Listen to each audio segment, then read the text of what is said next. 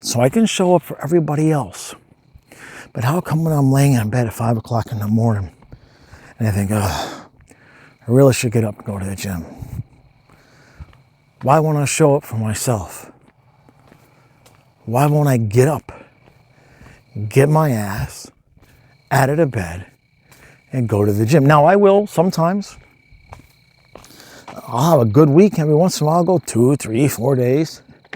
Then the next week, just crash and burn. Crash and burn. Now, I would never crash and burn for the dog. I would never crash and burn for my son. I might crash for a day on the girlfriend and be like, I'm really tired today. I need a day off. I'll be right back at it, doubling down the next day. But for myself,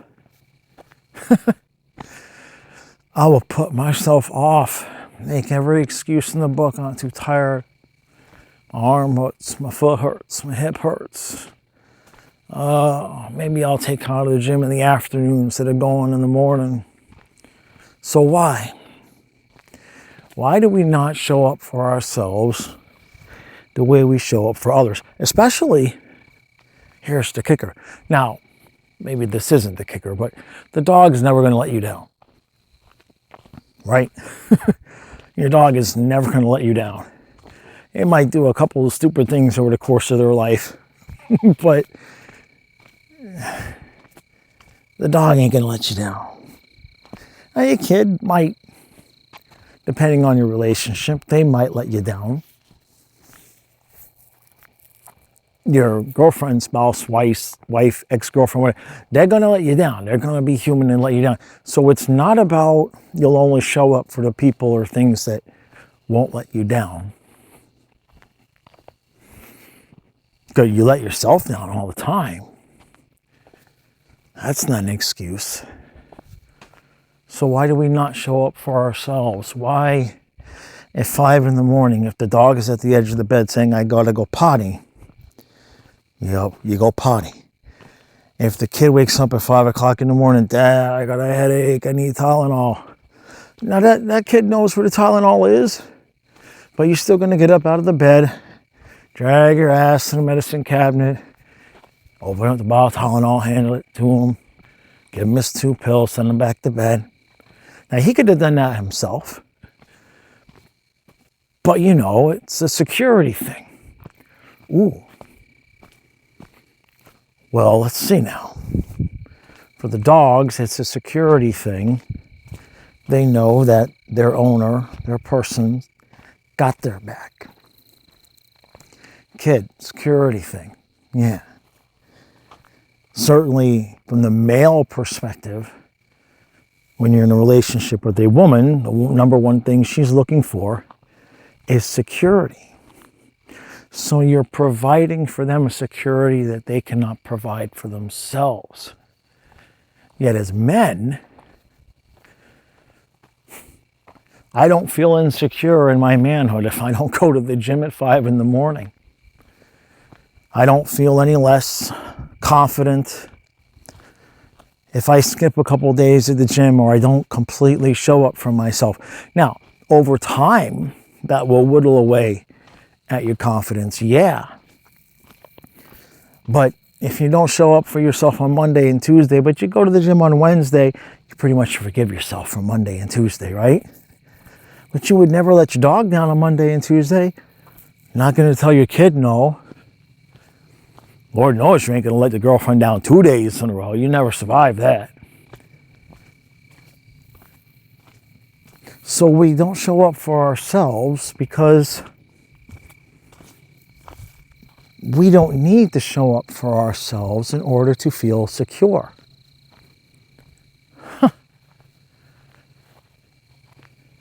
Like, it's a benefit for ourselves if we show up. If I get up every morning and go to the gym at 5 o'clock, eventually I will look in the mirror and go, thank God. You'll see the results. Isn't that interesting, though? It works in reverse. What I mean is, the dog, Every day you get up, let them outside, 5 o'clock in the morning, take them to the play and feed them and all of the things. It doesn't change, right? Dog gets older, dog passes, but the relationship, that bond stays pretty much the same. Same thing with the kid for the most part. Now the girlfriend, that relationship is going to fluctuate based on, for the most part, their mood, right? But if you are showing up for her every day, for the most part, generally speaking, you'll receive loyalty in return, generally speaking. But for yourself, you don't get the same emotional reaction. You don't get the same emotional response if you don't show up for yourself. Your dog gonna whine at the bed. I gotta go potty. Yeah, come on. Fine, I gotta do this. If you don't get up and get the kid his Tylenol at 5 o'clock, he could be knocking at your door at 7 o'clock. Dad, my head still hurts. So you get up and do it. Again, we all know what will happen to you if you ignore your girlfriend. So there's consequences to those actions. You kind of have to do those things. We don't really have to show up for ourselves. Laying there at 5 o'clock in the morning, want to go to the gym.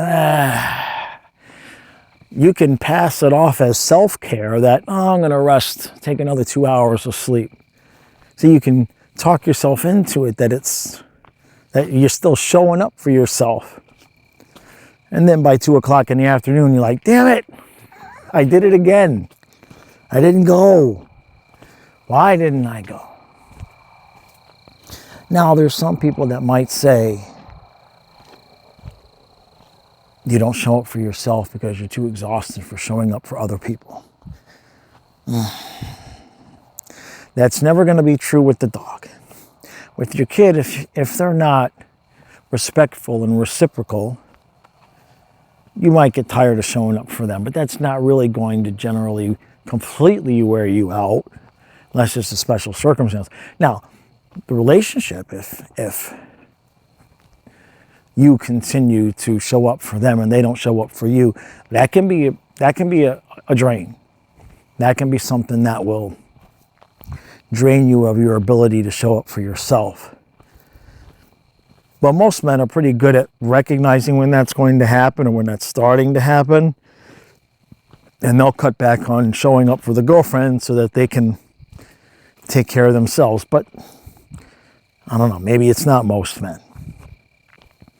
There's plenty of men that have a problem with showing up for far too long for their spouse before they realize that I don't think they're going to reciprocate. But for ourselves, man, men, just stop for a second and tell yourself the list of excuses you give yourself, whatever that time is, whether it's 5 o'clock in the morning, whether it's 5 o'clock in the afternoon after work, whether you work an early shift and you get off at 2 o'clock. When I was a young man, I worked for my parents. I'd show up at 6:30, I'd be done at 2:30, right to the gym. Now, that was 35 years ago?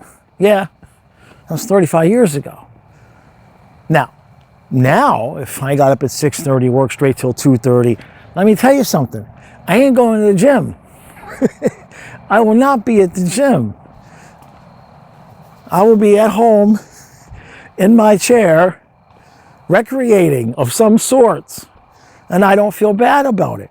Now, there'll be all sorts of the red pill gurus telling you to go for 17 straight hours and all of that crap. Okay. I'm not going to fight with myself over that. But what are the excuses that you give yourself when you could do it?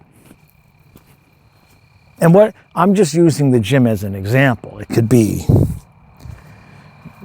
You know, it's the gym, it's going for a walk, it's going fishing, it's going and playing golf, it's pulling out your guitar and play, whatever it is. We all have our own it.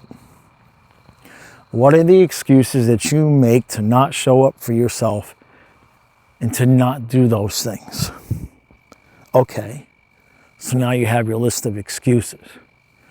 I'm too tired, it's too early, it's too late. Well, I got to do this with the kid, I got to do this with the girlfriend, I got to work an extra shift. There's all sorts of excuses, some viable, some not. And here's what I can tell you. Now, for me, that it, in quotes, is the gym. Now, I've never had this issue before. The issue I'm about to tell you about, I've never had this issue before. For those of you who listen to this channel, you know. First dog died middle of March. Last dog died beginning of July. Girlfriend moved out 2 weeks later. Now, the issue I've had since then is that on the days I get to the gym, I'm great. I am Tony the Tiger, great. I can skip a day, but that second day that I don't get to the gym, I'm an emotional wreck, an absolute mess. I don't even know what I'm upset about. I don't want the girlfriend back. I'd love to have the dogs back, but I'm old enough to understand that's not exactly how it works. This ain't Pet Cemetery out here. Damn it. Now, I'm 53. I've been working out since 14. I've been in bodybuilding contests. I did 4 sports. You look at some of my pictures from my younger days and you're like, jacked, racked and jacked, racked, jacked, stacked, shredded, whatever you want to call it. And what's funny is I look back at those pictures and I never felt racked and jacked when I was. Like, I look back at the pictures now and I'm like, I ask people, I'm like, is that how I really looked, or is that just the camera angle? They're like, no, man, that's how you look. Like, okay. And age and time and stress have taken their toll on me. I look good / mildly above average for my age. But I could do a lot better. But the point is all of those years, whether I went to the gym 3 times a week, whether I skipped an entire week and just rested my body, my mental state of mind was fine. I never had any even remotely close correlation between my mental state of mind and the exercise I was getting. Now, I had my dogs, my kids were young, I was constantly on the go. But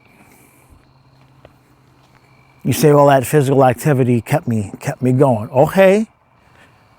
Well, then riddle me this. I'm outside walking right now. Now, where I'm walking is in my yard. The property is 3 acres, but I have an acre fenced in for the dogs that were and the dogs that eventually will be again. I have an acre fenced in, and where I'm walking is in a large, long figure 8 path that I have beaten down in my yard that goes around one tree and the dogs' graves and across the yard and around a bunch of other trees and then back again and meets in the middle where I am right now and then starts to walk around the tree with the graves again. Now, there are some nights, especially nights that I don't get to the gym and there's no hockey. I come out here, it's nothing for me to walk 3 straight hours. Sometimes it's 4 or 5. I got long sleeves on, I'm sweating, I got my sweat belt on. I walk, and and that's not an exaggeration. It is literally nothing now for me to walk 3 straight hours. My cardio was shit when all of this went down, and now you can probably even hardly tell that I'm outside walking around. And as much as that should be enough physical activity to be the thing that keeps my mental state good, it's not. So it's not the actual endorphins. It's not getting the heart rate up. It's not the blood flow to the brain and all of that other stuff. Those are a benefit, but that's not what keeps the mental state right. At least not in this moment. Because we all have that thing. We all have our thing that we need to do. And we know when we're not doing it. We know when we're not doing it. I can come out here and walk 5 hours every night, but if I can get to the gym, I'm going to be pissy about it. Pissy with myself. Now, what's the difference between the consequences of not showing up for everybody else and yourself? Well, the dog, I mean, he'll get pissy. He'll just stand there and piss because you don't let him outside, right? They'll mope. We didn't get to the river 2 days in a row, Dad. You're a dummy, right? He'll mope. I remember when it would rain too much and the dogs didn't get to the river 3 days in a row. Oh my God, you would have thought they were locked inside for a nuclear winter, especially Fluffy. Now your kid, you don't show up for him for a couple of days. Kids will hide it. It's not going to be any immediate direct correlation. 2 or 3 days in a row, you're not in a really good position to do for them. Kids are pretty resilient. You're not going to know that they're upset with you for a few weeks, if not a few months, before they might open up their mouth about something. Now, the girlfriend, she'll let you know before you even think about considering the possibility of maybe not showing up for her for about 5 seconds. You'll know. So we all know where that consequence is. But the consequence for not showing up for yourself, that irritation, that self-irritation. And then we carry that vibration with us. And everything is irritating. Even the things that we want to do is, Panthers won the game tonight. I didn't get to the gym again today. I feel fat. I feel puffy. When you walked for 4 hours, but I didn't do the thing that I know I need to do. And that's all of it. That is all of it. It's about doing the thing that you know you need to do. You can't trick yourself into thinking that you are somehow caring for yourself when you are not. And the frustration that you will begin to feel, even though it will not be a conscious frustration, subconsciously and unconsciously, your conscious will know that you are showing up for everybody but yourself. And then you'll start to get irritated with them. Not that it's their fault. You're the lazy ass that won't get out of the bed at 5 o'clock in the morning. I know your foot hurts. I know the bed's comfy, especially when it's cold outside this time of the year. It's cold. It's 34 degrees the other morning. Who the hell wants to get up? Got to put on like 8 layers of clothes. Right? You don't want to put on 8 layers of clothes to go to the gym. So now what are you going to do? You're going to put on your sweatpants, your tank top, and a hoodie. Freeze your nuts off getting into the van. And then you start, well, why am I doing this? You look in the mirror and say, I look okay. I don't look bad. I don't look bad. The bar gets moved. When did that bar get moved? When did the bar get moved from the point where I was jacked and didn't know it to the point where I can look in the mirror and be like, go back to bed? When did that when did that happen? Oh, then you start going back. You start going backwards in your mind. And you start figuring out when that bar moved. Oh, it's not pretty, by the way. It's not pretty. I'll tell you straight up. You know when that bar moved for me? You want some too much information? Year 1, 2, 3.5 of the relationship went one way. Year 4 and year 5 of the relationship sexually went a completely different way. And without getting into too much detail, I'll just say I had my confidence handed to me on a silver platter, my guts and heart ripped out of my body, shredded, put through the blender, put on a plate, and served to me with a note that said, tough shit. And I just gave up. I remember the day. Looking in the mirror going, damn it. I made it from age 14 to about 51 every day, giving a damn about how I looked. And then one day I just looked and I just stopped caring. Ex-girlfriend's name is Karen, so it's kind of an unintended play on words. So I recognize, I consciously recognized it then. I gave up, I quit. Now, luckily for me, you lift weights for 40 years, whatever it was, 37 years, and always active, still active with the dogs and everything at that point. It's not like I just turned into Blubber City overnight. Still look pretty damn decent for my age, but now I'm pissed. Because I did a lot of work to make sure I never got out of shape. And while I'm not exactly out of shape, I did not show up for myself because somebody else wasn't showing up for me. Now, that might sound like an excuse, but all it takes is that one day. All it takes is the one day, the one time where you just lose your focus. You lose just enough focus. You've been beaten down just enough to have that one moment, that one day where you say, yeah, screw it. They don't care. She doesn't care.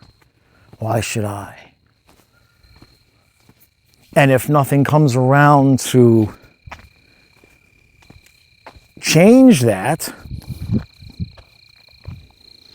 you stay there, stuck. You don't even realize it. Not making excuses for men, and I'm not saying this is what I did, because I did not. I was loyal, but that's what happens when men have affairs many times. The sex has left the relationship. The honesty, the loyalty, the trust has left the relationship. And the man quits. And then he sees something he might like. Oh, I mean, what are the women that tell you the number one sign if your man suddenly gets into the gym and is getting in shape, that's a sign he might be cheating on you, no doubt. If you're not providing for your man and he suddenly, after 2 years of letting himself go, starts getting into that gym 3 times a week, it ain't because he's motivated to look good on the golf course. But all it takes is that one time. You don't have to wake up every day and consciously think, she doesn't care, she's not providing for me, so I don't care about how I look anymore. It only takes one minute. It only takes that one moment of weakness where you just let your guard down to yourself for a half a second, and you just say, oh man, why am I doing this? It's getting me nowhere. I ain't getting any benefit out of it. I'm tired. I'm tired of giving and not getting back. And then the next day, you look in the mirror, nothing really changed, right? Nothing changed. You still look like you did the day before. So there's no real motivation to get to the gym.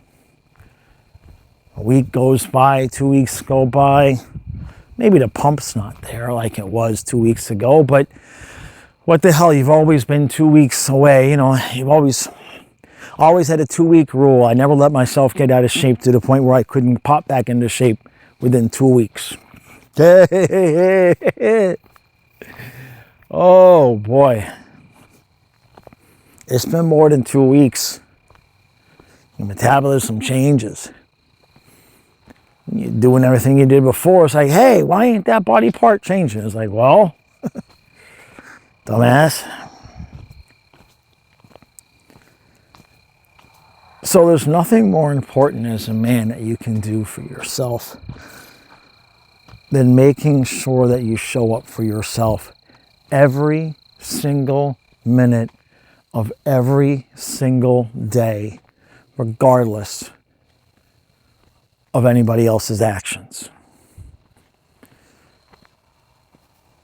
If the people in your life are not showing up for you the way that you need them to, remove them from your life. There is no other way. Remove them from your life as much as possible. If it is not possible to remove them, if you're married with kids and all that, I've been there. Do the best you can to communicate. Do the very best that you can to communicate. But don't let anybody give you excuses as to why it's your fault that they're not showing up for you. It's a choice. Now, separate from the dog thing and the kid thing, when you're in a relationship, you're making a commitment, a choice to say, you know what, you're not perfect, I'm not perfect. There are going to be times when you screw up, there's going to be times when I screw up, but I'm going to be true to you and loyal to you and show up for you, even on the days that you didn't do that for me, because I'm going to need you to do that for me on the days that I didn't show up for you. That's the commitment, in my opinion, that's made. Now,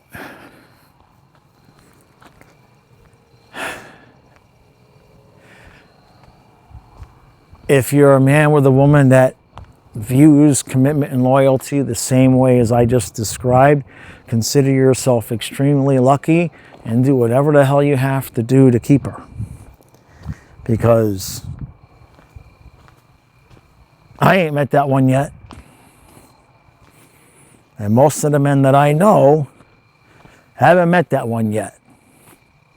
They're out there. Every so often you might be able to pick one off. But the point is that you have to make sure you show up for yourself. Because if you don't, eventually that reason that you're not showing up for yourself is going to be removed. Right? Eventually the relationship is going to end, or the situation is going to change. If it's a job that's not being right for you, eventually that situation is going to remove, and what you'll be left with is yourself. And if you have let yourself go in any way as a result of that thing not showing up for you, it just gives you a lot more work to do to get right. It gives you a lot more work to do. There's a lot of things I did right over these last years. But it sure would have been a lot easier on me if I could have faced this situation where I could look in the mirror and say, at least I didn't let my body go. Again, not like I'm fat or obese or anything like that. Half of you would see me in a tank top and be like, what are you talking about? You look fine. Yeah, fine, but not where I would be had I not. I don't look like I would look had I shown up for myself. And I didn't show up for myself because I allowed myself to get, what's the word? I don't know if depressed is quite the word, but I allowed how I was being treated to affect how I viewed my value. when you're in a relationship, you're not thinking past the relationship. You're not thinking about, well, how am I going to look when this relationship ends? You're trying to salvage the relationship.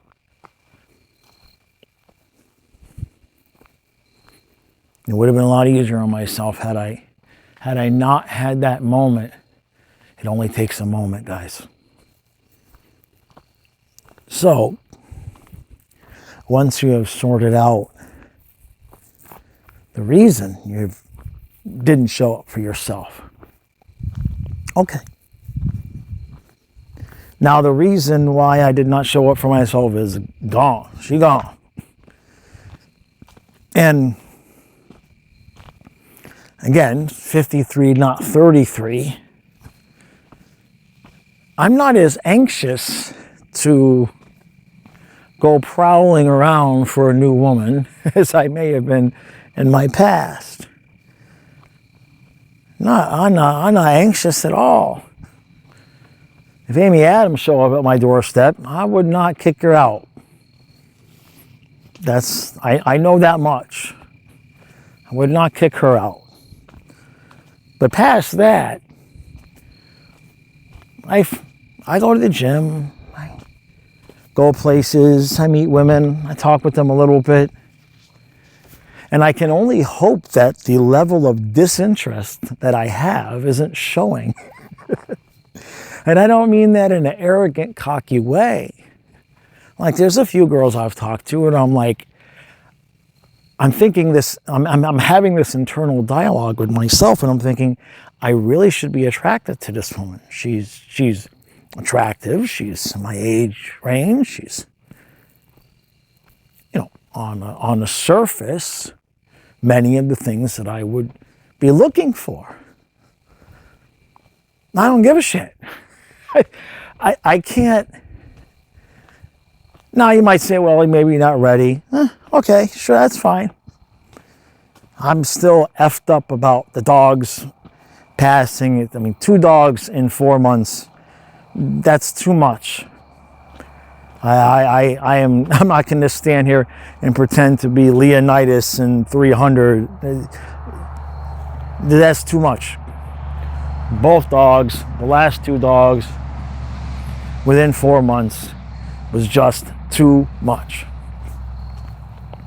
So that could be part of the reason why.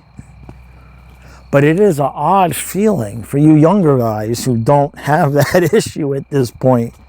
This isn't about getting naked and not being able to perform. This is about just standing there having a conversation.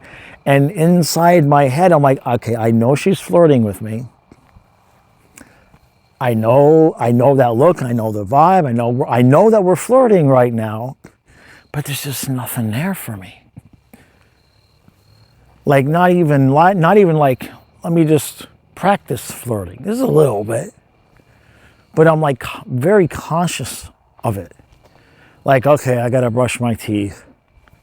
Oh, it's like, okay, I gotta flirt with this girl just so I can practice flirting. You see what I'm saying? It's weird. So that's new.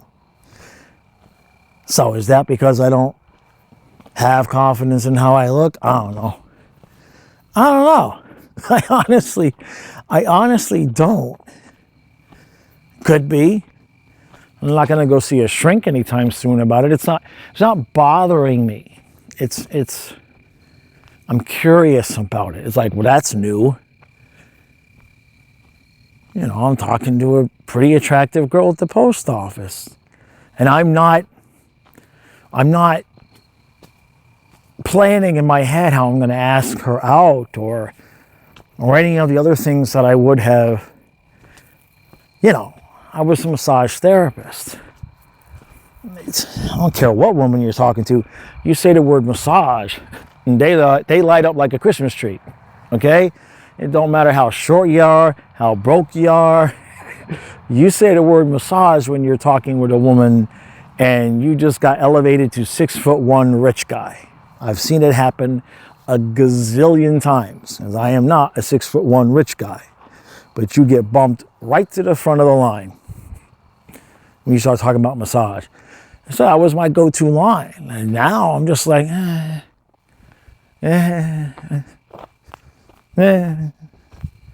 I'm not interested. Like I said, if Amy Adams showed up at the house in a mini dress and I didn't have to do any work for it, and she was just like, can I get on the table, massage table? I'm like, sure, okay, all right, sure, go ahead, get on it. But past that, I got no desire to put in any effort at all. And I know how that sounds. It's not like I'm standing here insisting that I should get the rewards without putting in the effort. I just don't care. Of course, any of you who have been single long enough know that that's usually when somebody shows up, right? True story. I was living with a girl when I was 22. The relationship was over. And the day that she was moving out was a Saturday. And I was going to the club that night while she was still she had to work that day. So like the moving truck wasn't even going to be there till like 10 o'clock at night. Some crazy thing. But I didn't get home from the club till like 4. So she was gone when I got home. But my intent going out to the club that night was, I'm done with relationships. I don't want nothing to do with relationships. I'm sick of relationships. I'm just going to go to the clubs, meet women, and screw everything that moves. And I met my future wife that night, and we were married for 24 years and had 3 kids. And that's the true, that is true. So while I'm walking around here outside proclaiming to God and the universe that I don't give a rat's ass about flirting with women and all of that and putting in any effort, probably means in the next week or two you're gonna hear the next podcast and be like, so I met a girl and she's everything. Y'all are sitting there knowing it's gonna happen, all 4 of you listening. I don't even know what to call this. This is not like a story of life podcast. I guess we'll just call it stream of consciousness or something, because that's all it is. I was outside yelling at myself and I kept recording just in case something came to me, and I guess it did. Long story short, guys, is that I hate to put it to you this way. Listen to this. This is the true shit right here, and in many ways it sucks. But even I need to get this through my thick skull. Your dogs will never let you down, but they will die. And your kids, if you have the best relationship with your kid ever, like I do with Kyle, they're going to do everything in their power to never let you down. But every once in a while, they're going to be human. We already know relationships are going to let you down. You are the only one that has the ability to control never letting yourself down. Now, forget about the past. Forget about the past. You cannot change that. But you have the control. I have the control right now in my hands. That if I wanted to make sure that I never let myself down again, I could. Now that doesn't mean every decision I would make is going to be easy. Sometimes the only way that you can be true to yourself is to let someone else down. I circle back to what I said in the beginning about how I do still show up for my ex-girlfriend. If there's something that she needs me to do, we had a business together. Some of her stuff is still at my house. It's complicated. But if there's something that she needs me to do, I will put aside my feelings, and if I can physically do it, I will do it. Now, why do I do that? I do that because that's how I want to be treated. And though I know that's not how I'm going to be treated by her, I don't want to put the energy out there into the universe of anything different than how I want to be treated. Despite everything that went down, I'm not going to take it out on her, because that's just going to be to my own detriment. Because if that's the vibe I'm putting out, that's the vibe I'm going to get back. So if she says, hey, can you send me this from the house? Can you hold on to this? If I can do it, I'll do it. But only because whoever comes next, that's how I want to be treated. So just treat yourself the way that you want others to treat you. Treat yourself the way that you want others to treat you. And treat those who have done you wrong the way that you want the new people that find you to treat you. Did I say that right? The people that have done you wrong, the people that have mistreated you, treat them in the manner